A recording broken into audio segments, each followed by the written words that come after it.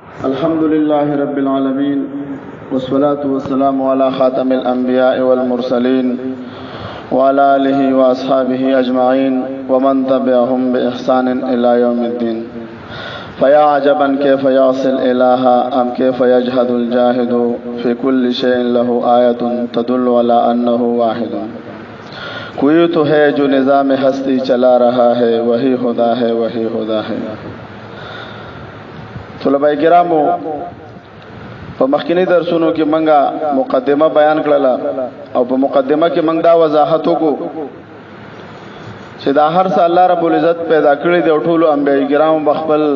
امتونه د الله عبادت تر بلل. لکه سورۃ هود آیات نمبر 50 کې وضاحت شوه دی اعوذ بالله من الشیطان الرجیم قال یا قوم اعبدوا الله ما لكم من اله غیره. دا شانته کې سورۃ ابراهیم کې آیات نمبر 10 قالت رسلهم افی الله شک فاطر السماوات والارض. آیا تاسو شک کوئ په پیدا کونکي د اسمانونو او د ځمکو کې. دا شانته کې نور مختلف آیاتونه موږ په دې باب کې بیان کړل. ساينس چنن څه ثابتوي اسلام هغه نمخ کې وضاحت کړي سوال لسم سو کاله مخ کې اسلام وضاحت کړي دي. نن چې کوم زمنګ موضوع ده نو اسلام او جدید ساينس. دا خبره یاد ساتئ چې قران کریم دا د ساينس کتاب نه دا د احکاماتو کتاب دی او د الله د نخو نښانو او د نشانونو کتاب دی. د اسلام یو نظریه ټول دنیا ته زمنګ چیلنج دی. فاتو بسوره من مثله وذو شهداءکم. تاسو راوړی که چېرته تاسو په دې قران کریم کې تاسو ته کوګواله معلوم شي یا پکې څه اعتراض معلوم شي یا که تاسو د ټول دنیا خلک راجمع شي. خو د ساينس یو نظریه د قران کریم یو نظریه هم د ساينس خلاف نه ده. تر اوسه پورې که چېرته خلاف به خلکو په کتابونه لیکلي وي او الحمدلله دا د قران کریم د صداقت نه ده. دا خپل ځان له یو موضوع ده چې قران کریم په خپل باندې معجزه ده. نو د دې معجزې لپاره الله رب العزت د دې حفاظت په کومو طریقو سره کړی دی د دې وضاحت شوی په دې کتاب کې تاسو ته. اول قران کریم معجزه ده نو د حفاظت په سینو کې محفوظ شوی دی. دا په تواتر سره را رسیدلې دی.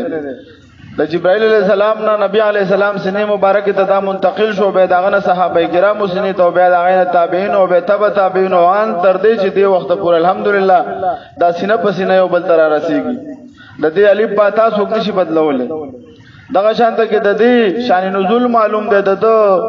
جبا چې په کومه جبا کې قران کریم نازل شوی دی هغه جبا الله محفوظ کړی دا. د نورو کتابونو جبا نه ده محفوظ، نه عبرانی او نه سوریانی جبا نه ده محفوظ. دغه شانته کې د قران کریم د پاره د ار یو آیات شان نزول معلوم دی. د دې د پاره د اسماء الرجال پوره یو د لکونو د خلکو حفاظت شوی دی. د دې قران کریم د حفاظت لپاره نو د دې 15 14 وجه موږ ذکر کړی دي. نو د قران کریم یو خبره هم د قران کریم یو آیات هم د ساينس خلاف نه ده. د دې په مقابل کې چې نور څونه مذاهب دیات ساتي دا موږ په چیلنج سره د الله په فضل سره چې هغه ټول د موجوده د ساينس د نظریې نه خلاف دي. نن سبا چې کم خلک دهریان کیږي دا غي غټه وجه ده ال خپل کتاب وګوري د خپل کتاب نظریه چې د خپل د موجوده د ساينس د نظریې نه خلاف شنو هغه په شک کې چې لکه دا څنګه حق کتاب دی دا څنګه الهامي کتاب دی ولې سبانه پويږي دا څنګه الهامي کتاب دی چې د ساينس د نظریې نه خلاف دی. خو لیکن د اسلام یو نظریه د اسلام یو عقیده او یو فلسفه هم د ساينس نه خلاف نه ده. نن خو ساينس دانان په دې مسلمانان کېږي چې هغه کله د قران کریم دا مطالعه وکي او کله بیا د ساينس دا مشاهدات ویني نو هغه په ایمان کې زیاتواله کیږي. او دا موضوع تاسو ته ویلم دي زمنګ دا پیریډ دا موضوع چې دا به تاسو په مشاهده سره لکه زه د خپل خبره کوم دا درې سلور کال کېږي الحمدلله زه په دې موضوع کې ما زاله وجه البصیرت زما دا عقل وای چې الله موجود دی. دا قران کریم حق کتاب د اسلام حق دین دی. دا د دې موضوع د برکت ولی په موږ ټول خبرې په عقل کې کو. نو نن چې کومه زمونږه موضوع ده اسلام او جدید ساينس ده چې موږ وګورو چې د اسلام او د جدید ساينس وضاحت موږ په خپل په دې کتاب کې کړل. د مولوی صاحب وایا شابه عبارت شروع کړي. بسم الله الرحمن الرحیم. اسلام او جدید ساينس د بیاست نبوي صلی الله علیه وسلم نه مخکې په ټوله دنیا کې جهالت ناخواندگی موجود وه. هر طرف ته ظلم ستم جبر تشدد وحشت او بربریت عام و. کفر او الحاد د ټول عالم په تاریکۍ کې پټ کړی و. د عربو حالت د ټول نه زیات خراب و. د عربو په معاشره کې جهالت او نفس پرستي په وجه د ټول نه زیات د اخلاقو نه لاندې ژوند کولو. شراب څکل، د ښځو رقصونه کول، د ژوندۍ لورګانو ښخول، بېشماره ښځې کول، د پلار د مرګ نه وروسته د میرنه مور سره واده کول، په کمزوري باندې ظلم کول، بېګناه انسانان قتل کول، لوټمار کول. کومه ښځه به چې کونډه شوه 1 کال پورې به یې عدت تېرولو. او د دې سره ټوله دنیا د جهالت په تیارو کې وه. انسانیت تر یو داسې هستۍ ضرورت و چې ټول انسانیت د جهالت د تیارو نه را بهر کړي. نو الله تعالی په ټول انسانیت باندې لوی احسان وکړو او نبي علیه الصلاة وسلام د ټول انسانیت دپاره د یو معلم په حیثیت سره راولېږلو. کله چې د نبي اکرم صلی الله علیه وسلم بیاست وشو، نو عیسایت د رهبانیت او یهودیت د ګمراهۍ او د افلاطونیت د عشق او عشرت تعلیم ورکول. دلته لږ ودرېږه مولوي صاحبانو. دلته کله چې د نبی علیه السلام د بعثت په وخت کې په مذاهبو کې تاسو وګورئ، نو عیسایت چې په دې وخت کې په رهبانیت کې په ګرجو کې پروت و. په ګرجو کې د دوی په خپله باندې د دوی پادریانو لیکلي چې دوی چې کله دا پادریان په ګرجو کې نو دوی به هر قسمه ګناهونه دوی په دې کول. دوی د دنیا نه قطع تعلق او دوی په عوامو باندې څه وکړو؟ د تعلیم دروازې بندې کړلې. پادریانو به څه کارو؟ پادریانو دا کارو چې دا ټول خدایي څومره چې دغه دي طاقتونه دي او دا چې څومره قوانین دي دوی په خپل لاس کې واغستل. مطلب د جنت او د جهنم فیصلې به دوی کولې، تر دې پورې چې باچا د وخت به هم د دوی د فتوی په انتظار وو. که دوی به درنه راضي وو نو ته جنتي وي، او که دوی به درنه خفه وو نو ته جهنمي وي. دوی به د سمندر په غاړه ګرځېدل، په دې ساحلونو به ګرځېدل، ځکه پخوا به د ایرپورټونه نه وو، هوایي جهازونه نه وو، نو صرف د سمندر د لارې به خلک ستا وطن ته راتله او بېرته بدله. نو د دوی دا ډیپټي وه.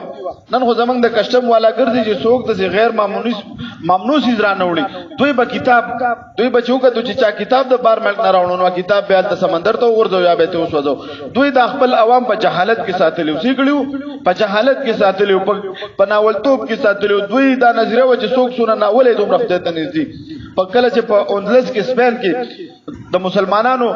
ترقی دی عیسایانو کتل او مسلمانانو الحمدلله موږ خو پاک او صفا موږ له خو د اسلام تعلیمات د صفای دي.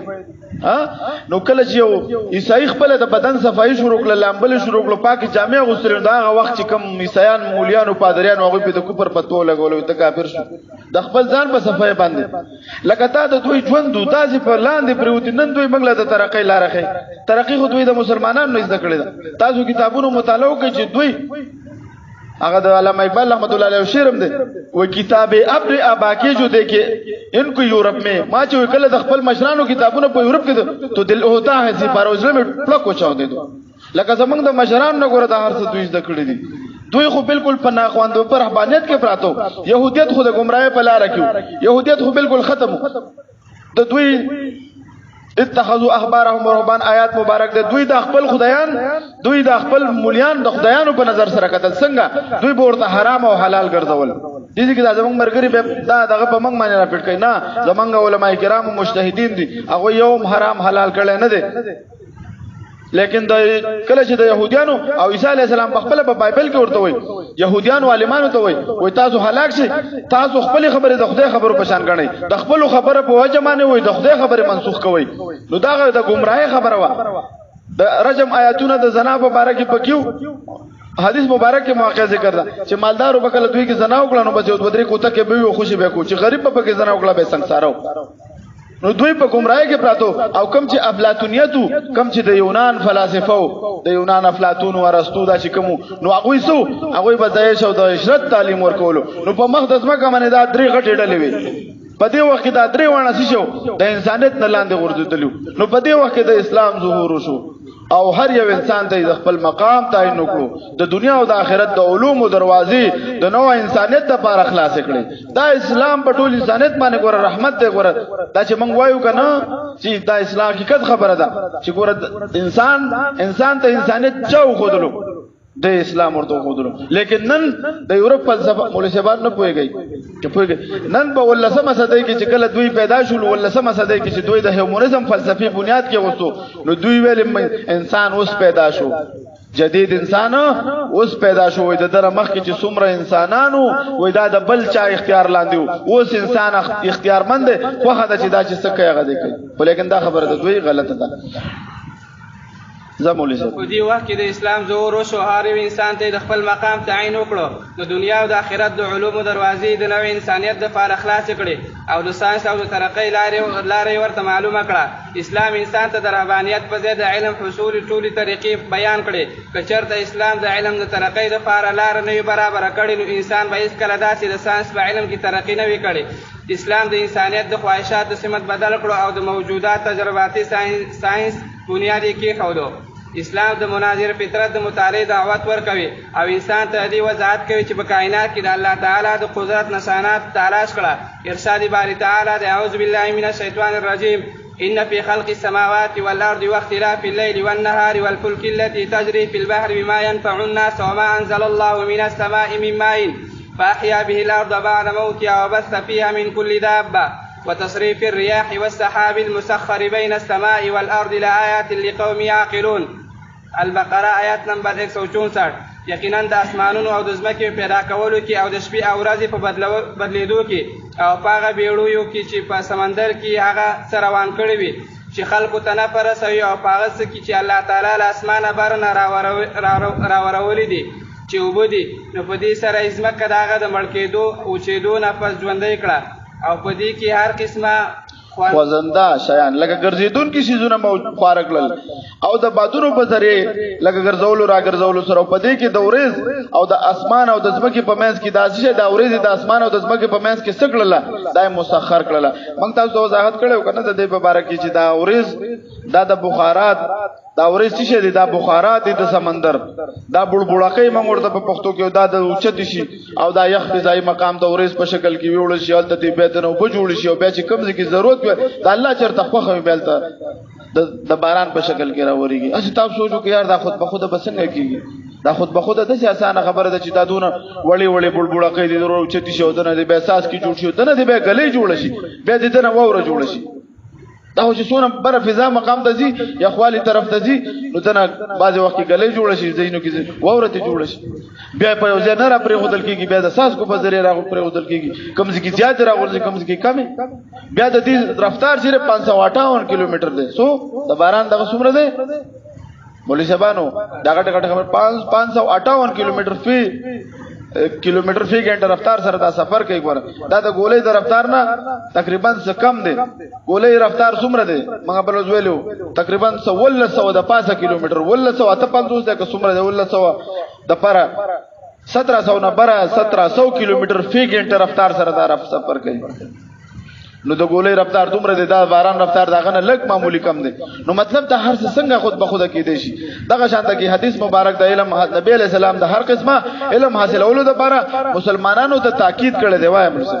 حدثنا عبد الرحمن بن عبد الوهاب حدثنا عبد الله بن نمير عن ابراهيم بن الفاري عن سعيد المقبوري عن ابي هريره رضي الله تعالى عنه قال رسول الله صلى الله عليه وسلم الكلمة الحكمة ضالة المؤمن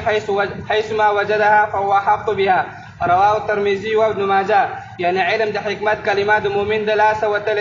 شتمنی ده چې هر چرته یو مؤمنو د هغه زیات مستحق دی لکه دا علم په اسلام کې ګوره د علم حاصلولو دغه شان د کتاب الحدیث ده طلب العلم فریضه علی کل مسلم دا په هر یو ګوره اسلام د زنانو د سړی دغه نه دی کړی چې دې کې زنانه به نه حاصلو سړی نه طلب العلم فریضه علی کل مسلم په هر یو مسلمان باندې علم حاصلول څه دي دا فرض یو دا ضروری دي دغه شان ته کې الله تعالی نبی علیہ السلام په ذریعہ انسانیت ته ثابته حیات عطا کړی دا کوم چې د بنی نو انسان د فلاح دارین د لپاره ضروری ده اسلام چې څنګه د آخرت د فلاح او کامیابی تدبیرونه خودلې دي هم هغه شان انسان ته د دنیا د کامیابی اصول هم بیان کړی دي په اسلامي ژوند کې همیشه د دنیا او آخرت د کامیابی اصول بیان شوی دي د حقایقونو دا خبره ثابته ده چې د اسلام تعلیمات د جدید ساينس د لپاره دملا د هډو کې پشان دي شدي دملا د هډو په دې ان شاء الله خپل وخت بیا بحث کو جدید سنت نبوي صلی الله علیه وسلم او جدید ساينس په دې کې اخره کې مضمون لګیدل دي تاسو به وګورئ چې د نبی علیه السلام سنت مبارک برز مثال یو سنت مبارک باندې نن ساينس دانان تحقیق کوي او غي مسلمانان کیږي الحمدلله دا د ملا د هډو کې په شان د جدید ساينس لپاره د اسلام د تعلیمات کار کوي ځکه چې هغه وخت ټول مغرب په تیار کې پروت د مسلمانانو په ملکونو کې برناګانې بلیدلې هغه وخت موږ داسې ترقی یافته او افسوس خبردار موږ خپل دین پرې غوستو ورسته پاتې شو زمولي سم تاریخ په دې خبره گواره چې کله د مغربي دنیا ترقی شروع کړې ده دا د اسلام نه زده کړی دا د دین اسلام دا دین اسلام یو مکمل تهذیب ساز مذهب دی څه دی تهذیب ساز مذهب دی دین اسلام چې کوم ځای ته لاړ شي خپل تهذیب پیدا کوي همدغه وجه ده چې کوم مفتوحه ممالکو عربي ژبه په هغه علاقو کې د هغوی په ژبه باندې غالبه شوه وروسه پورې دې خوا تاسو لاړ شئ تاجکستان ازبکستان وسطي شمال ملکونه چې څونه دي هلته ګوره دا خپل ژبې سره سره هغوی ګوره په عربي کې روانې خبرې کولی شي لیکن موږ اوس دلته خو الله دې معافي وکړي موږ بولیان هم نشو کولی ولې دلته هغه ټول د انګریزي نظام روان دی خو لیکن اخوا ملکونو کې اکثریت عام خلک عربي ویلی شي او دا پخوا ډېر نظام ډېر مضبوط روانو ځکه چې د عربي ژبه چې وه دا د هغوی په ژبه باندې څه شی شوله غالبه شو او په هر ځای کې داسې شو رایج الوقت وګرځېدله او خپل ځان په خلکو باندې ومنلو اسلام همیشه په ټوله معاشره کې علم خور کړی دی او د علم فضایل بیان کړي دي او دې په مقابله کې عیسائی پادریانو ټول عمر د علم په دشمنۍ کې تیر کړی دی د مغرب په معاشره کې به چې کوم انسان د علم طلب کول غوښتل نو په هغه باندې به پادریانو مختلف الزامونه لګول هغه ځکه چې بایبل هغه انجیل نه دی کوم چې په حضرت عیسی علیه السلام باندې نازل شوی بلکې د بایبل نظریه د جدید ساينس نه خلاف ده چې کله به د مغربي ساينسدانانو د ساينسي مشاهداتو په وجه په بایبل باندې اعتراضات وکړل دوی به اکثر صرف مارټن لوتر دا نوم یاد ساتي دا د جدید دنیا دا باندې ګرځي د یو تحریک شروع کړو تحریک اصلاح په نوم څه تحریک اصلاح مطلب دا و چې به د مذهب او تشریح هر سړی کولای شي هر سړی ته دا حق دی د پادری یوازې ټیکادار نه دی چې د مذهب تشریح به ماته پادری کوي نه هر سړی ته دا اختیار حاصل دی چې دا د خپل مذهب او سو کی تعلیمات حاصل کړي د بیان نن مې نه نوې اعتراضات وکړه په بایبل باندې نه اعتراضات وکړو په چرچ ولزوړل کړي د دې جواب مال راکړي دا تاسو د بایبل نه خلاف دي دا په خپل د پروتستانت عیسایان په دوه ډلو کې غټ دي اوس یو کیتولیک دي یو پروتستانت دي څه دي دوه ډلې دي سو غټي د یو بل سره داسې جنگونه کړي دونه خونریزیانې پکې شوي د فرانس یو دغه تیر شوی دی نیپولین بوناپارټ دی داسې نمونه دی اوس هغه نمونه ګډوډ دي په 14مه صدۍ کې دومره د پروتستانت قبیلې او د عقیدې د عیسایان وجلي وو چې د ویل چې کله دا مړ کېدو د ویل چې هغه خلک ماته راځي چې موږ دی ولې وجلي دوی بخبرو کې به جنگونه کول دوی به بل ته کافر ویل لکه څنګه چې په موږ کې دا خلک ګوره لکه د کفر موږ بس کفر ډېر اسانه ګرځولې صرف بس غرب او غروب دار سړي سره کو تکلاس کې د تکافر او تکافر الله دې معافي وکړي نو دوی کې هم دغه دا مارټن لوتر په دوی کې دا تحریک شروع کو دغه بنیاد کې وسونو دوی بچ کله د بایبل بچ کله باندې دوی سوکړو اعتراضات به وکړو نو دوی به بیسه کول مخکې وایا نو هغه بس پادریانو سره به جواب نو د بایبل دا نظریه شاباسي دا بایبل دا نظریه چې ځمکه د کائنات مرکز دی او ټول اجرام فلکي د ځمکې نه غیر چاپیره ګرځي د سیارو گردش په باره کې قبل مسیح نه دوه نظریې موجود وي یو نظریه د فیثاغورس نظریه وا چې ځمکه او نور سیارې دا د فیثاغورس نظریه د بایبل نه خلاف دوی دا نه منله لیکن اوس ټوله دنیا مني د فیثاغورس دا قبل مسیح تیر شوی دی 495 نه تک 570 قبل مسیح پورې د دې په مقابله کې دویمه نظریه د بطلیموس وا چې دا په تاسو په دې منطقو کې دا نمونه به مخه در تراغلي وي تاسو به ویلي وي د تاریخ پیدای 1 عیسوي کې دا تیر شوی دی 170 کې دا وفات شوی دی 170 عیسوي کال کې د بطلیموس نظریه و چې ځمکه چې د کائنات مرکز د ځمکه ده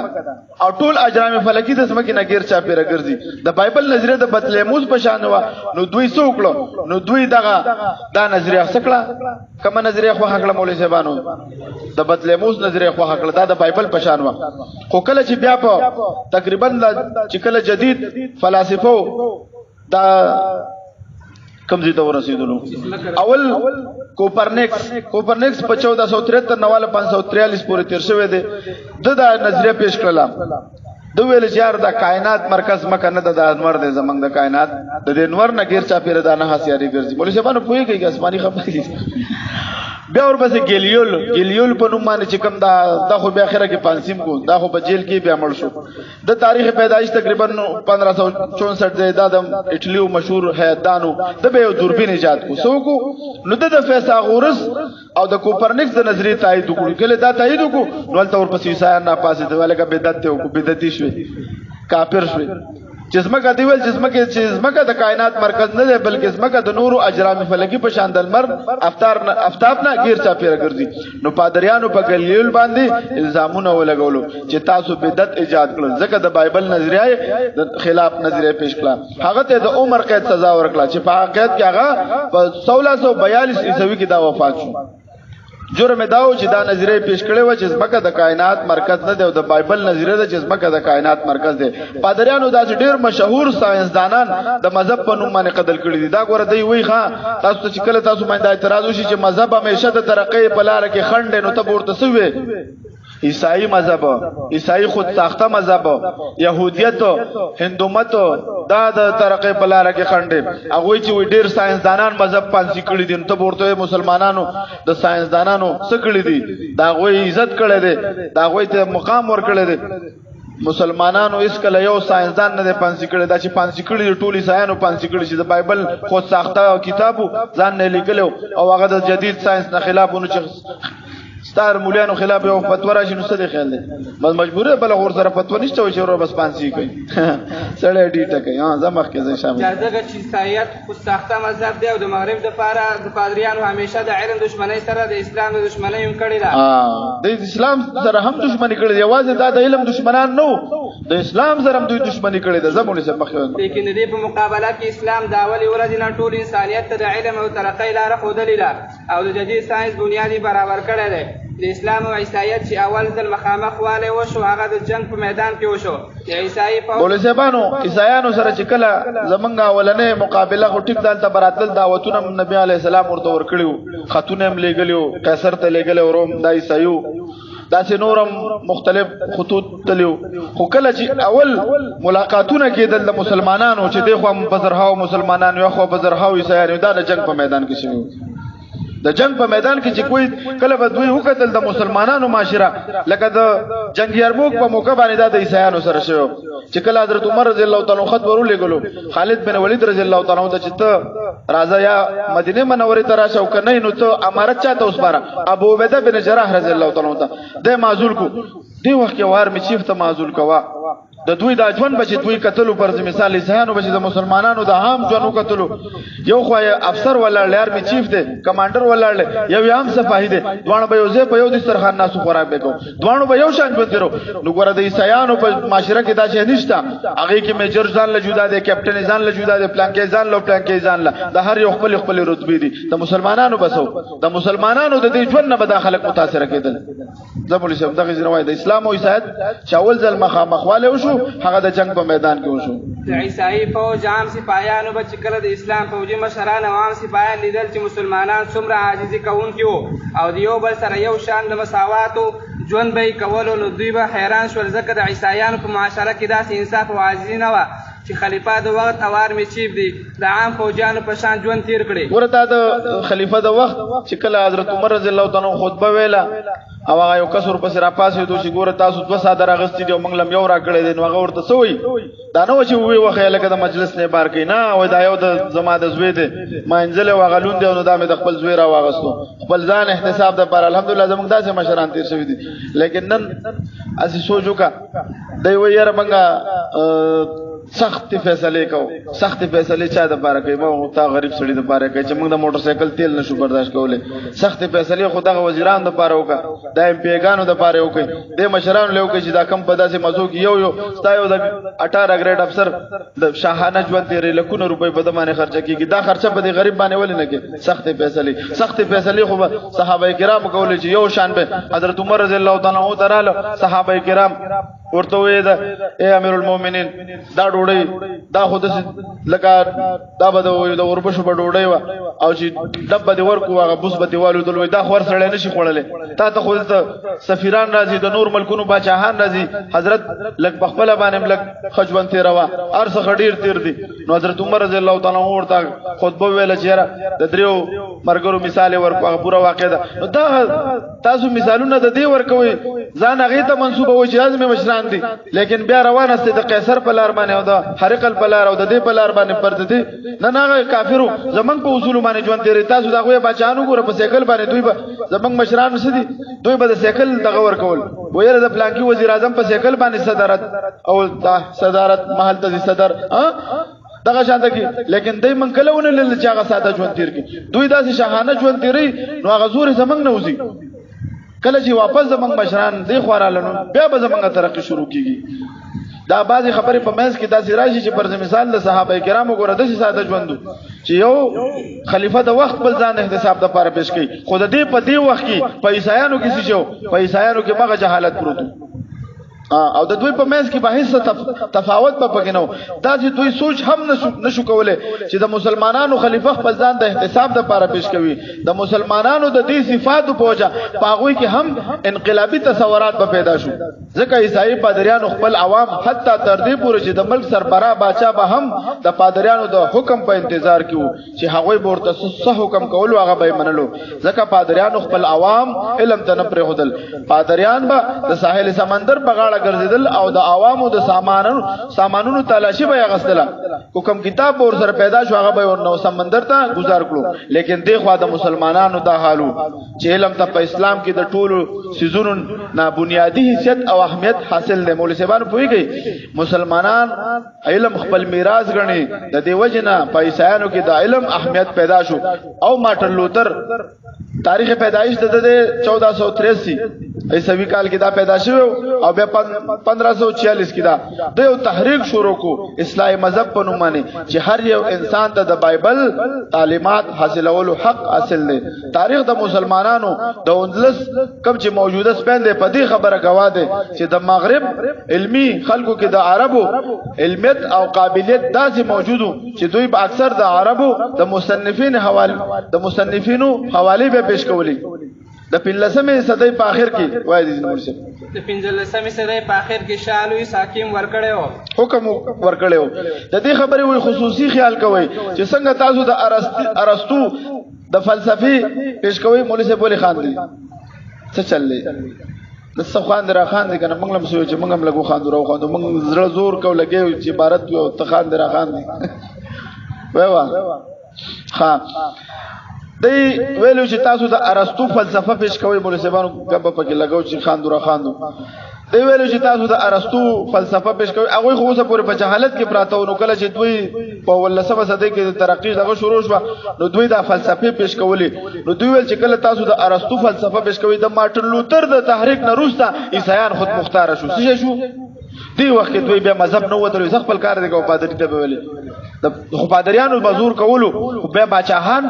کله چې د وخت حاکمانو دویم د پادریانو خلاف شو ځکه دا وخت حاکمان مغوي خپل کنټرول کې ساتلیو نو دلته ور سره حاکمان بچاهان او د عوام را پاسې د ظلم نه تنګو منګ وایو درې خبرې د جدید الحاد مطلب مې د خبرو دا درس په ترتیب سره ولې تاسو ته بیانې کې تاسو پته ولګي دا جدید الحاد ولې پیدا شوی دی یو پکې د ظلم او جبر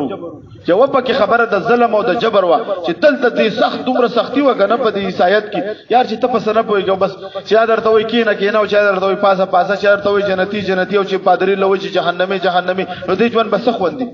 نه پکې سړی علم حاصل ول شي نه پکې کتاب پڑھول شي نو په دوی باندې ظلم او جبر نو د دې ظلم او جبر ختمولو لپاره چې دې ماټن لوتر تحریک شروع کو دا به تاسو ته پته ګوره چې دې تحریکون نزان خبر کړي نو ته چې کله تحریک شروع کو نو تل سره بچاهانه مو نو دې وخت دوی د مذهب نه آزاد شو نو کله چې پر مثال به دوی د مذهب نه آزاد شو نو دوی به د فلسفي یورپ ته منتقل کړي نو د ارسطو فلسفه د سره ویل چې د ابن رشد فلسفه به هم څه کوي دا را منتقل کړي مولوی صاحب او درس کې شامل کړي چې د ارسطو د فلسفي سره د مولوی صاحبانو په دې کې درې غټ کسان تیر شوي تاسو ته پته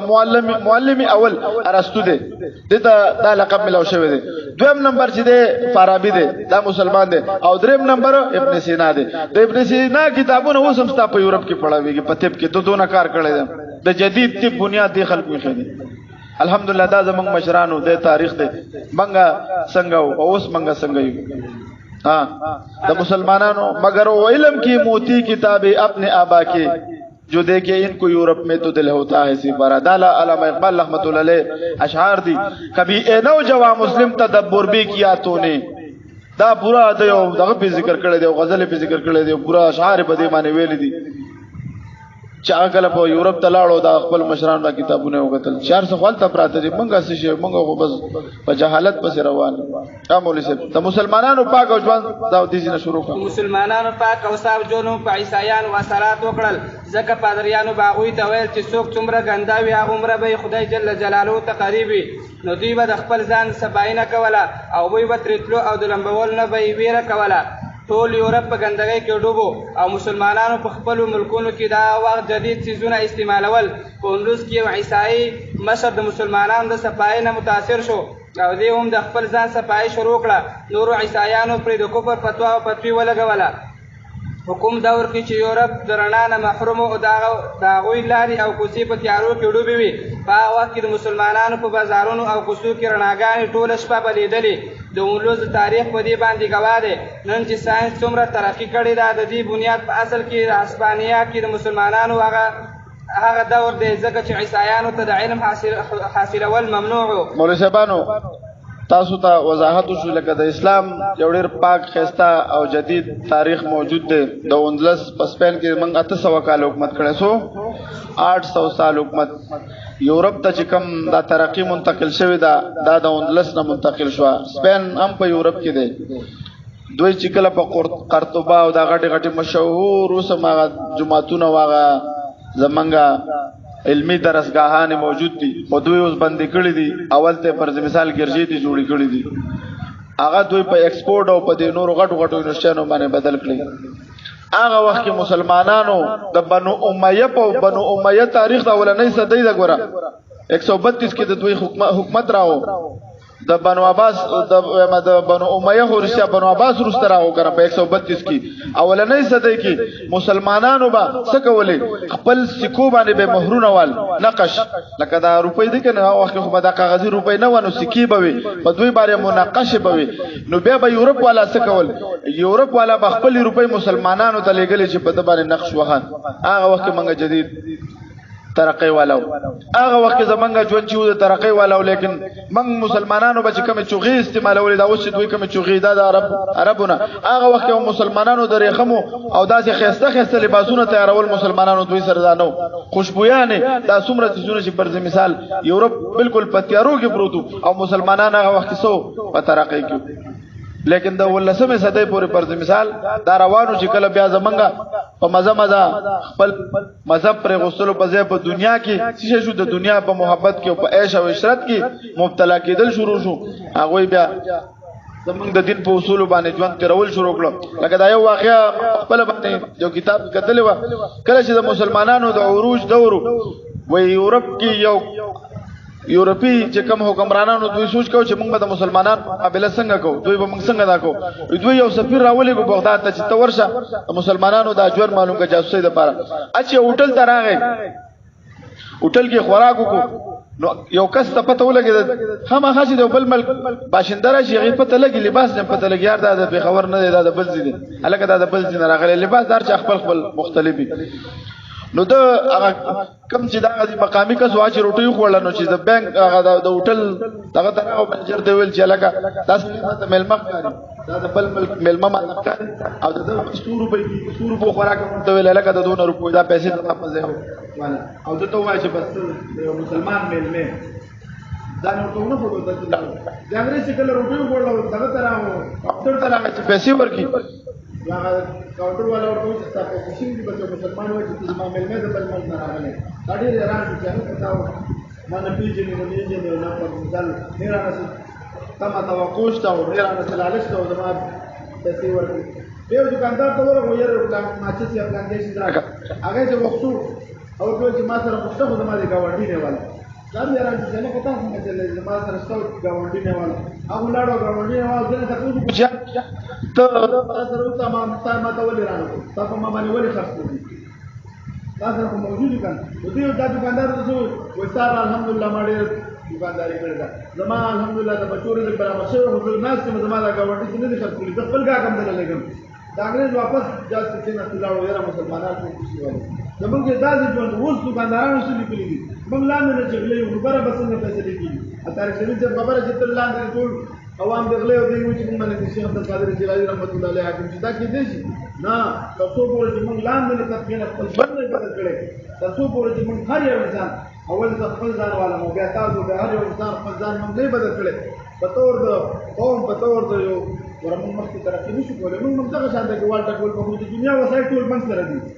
د دنیا ټول وسایل منځ سره دي لیکن د دنیا ټول کاروبار د یو مسلمان کرنسي پکې نشته 9% په ډالر کې تجارت کېږي 100 روپۍ به ولې ترقي کوي 100 روپۍ د سره ترقي کولی نشي 100 روپۍ ټول هغوی د خپلو پښو لاندې کړې ده د دنیا 9% سره څو 9% کاروبار دا په ډالر کې کېږي دا 11% ین دی جاپانیان دی پکې د چین دی پکې او پاونډ پکې دی دا څلور کرنسو کې د دنیا کاروبار کې یو مسلمان مقدار نشته چې دا په کرنسي باندې د دنیا کاروبار وشي مسلمان ګورو وسایل خرڅ منځره دي اوبه منځره دي تیل منځره دي ګیس منځره دي د دنیا ټول قدرتي وسایل په دې غرونو کې چې دا کوم وسایل موجود دي دا یو منځره نشته هر څه ما سره دي خو موږ څه یو موږ نه بدلمانه یو د تا ته غلې مو ته ما ته غلې موږ دکاندارانو کومه وضاحت کو لیکلي وي خریدا هوا مال واپس ور تسلیم نه وي غټ غټ څه لیکلي لیکن د انګريزانو دکاندارانو لیکلي دي خریدا هوا مال واپس به ور تسلیم کړي ته څنګه دا په مقابله وکړي موږ لاندې نه خرابي پرڅو پور یاد ساتي دا د ځانګړي موږ ځان خبرو کوم په معاشره کې ورته دي اصلاح هم کوي کو چې وای معاشره چې تر دوه پورې تاسو په تور د قوم په تور د مسلمانانو موږ چې موږ واپس په عروج کې راشو د دې لپاره موږ څه کوو واريو موږ ته واخر دعوانا